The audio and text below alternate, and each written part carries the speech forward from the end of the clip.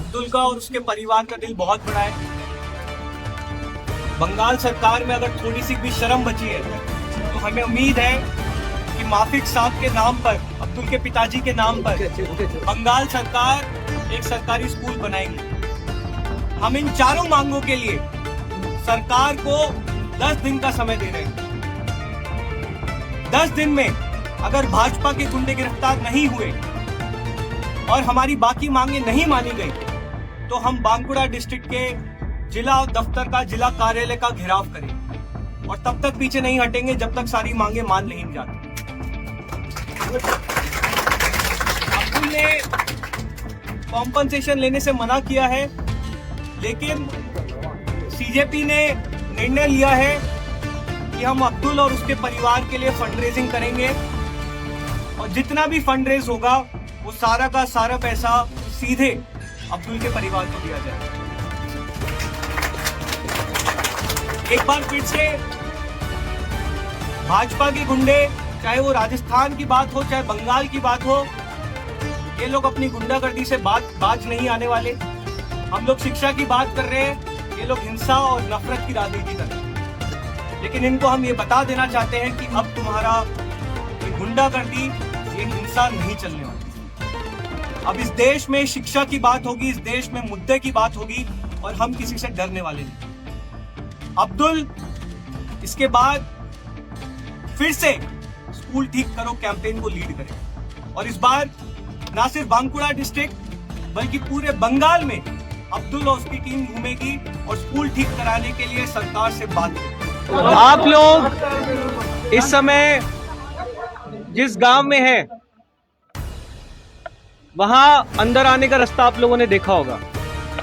किस तरह यहाँ पे ना कोई सड़क है ना कोई सिस्टम है, पूरी सड़क पे कीचड़ हुआ है। इस गांव काड़ीशुंदा से बांसुरा बांकुड़ा डिस्ट्रिक्ट में जो ये गांव पड़ता है, वहां से एक लड़का अब्दुल 18 जुलाई को जंतर मंतर के लिए निकला था, इस उम्मीद में कि आज देश में पहली बार शिक्षा की बात हो रही है। अब्दुल जंतर मंतर पर जब तक धर्मेंद्र प्रधान का इस्तीफा नहीं हुआ तब तक मौजूद रहा, लेकिन वापस आने के बाद यहां का जो भाजपा का एमएलए है निर्मल धारा, उसने और उसके गुंडों ने अब्दुल को धमकाना शुरू किया। अब्दुल को इन लोगों ने आतंकवादी बोला, पाकिस्तानी बोला। जब हमारी स्कूल ठीक करो कैंपेन की शुरुआत हुई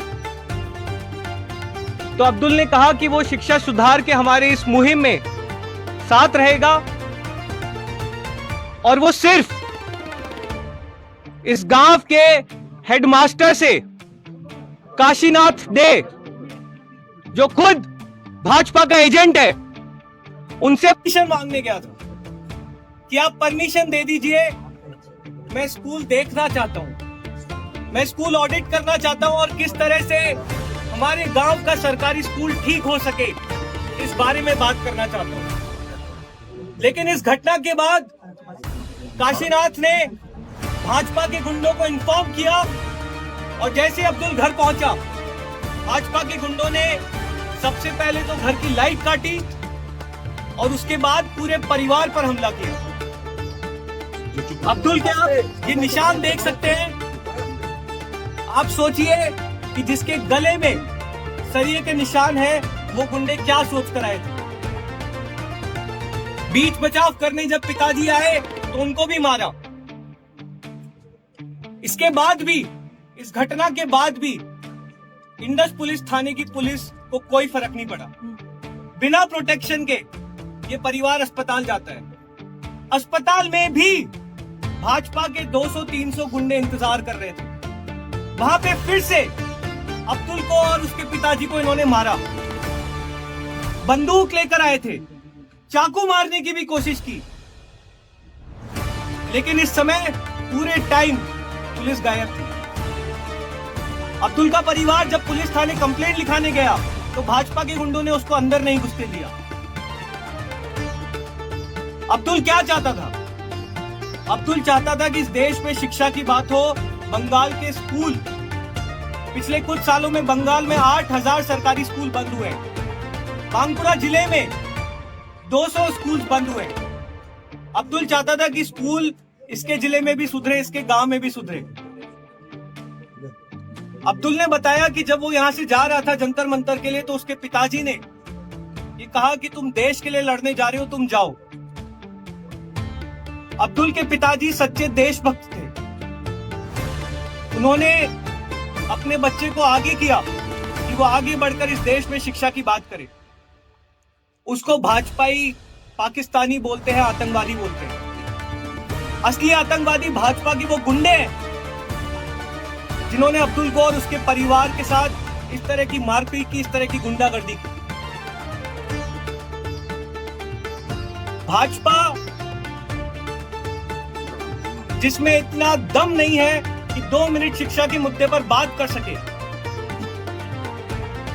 जो स्कूल सुधारने के मुद्दे पर काम कर सके, उसको सिर्फ एक चीज आती है, गुंडागर्दी करना, मारपीट करना, हिंसा करना, आतंकवादी बोलना, पाकिस्तानी बोलना। हमने बहुत डिटेल में अब्दुल से, इनकी जो मम्मी है उनसे बात की अभी, और दीपके ने भी अभी अब्दुल से वीडियो कॉल के माध्यम से बात की। आज से अब्दुल हमारी जिम्मेदारी है, पूरे देश की जिम्मेदारी है, ना सिर्फ सीजेपी की बल्कि पूरे देश की जिम्मेदारी है। और इस देश में हर वो व्यक्ति जो शिक्षा सुधारने के लिए लड़ रहे हैं, हम लोग उनके साथ खड़े हैं, उनके पीछे खड़े हैं।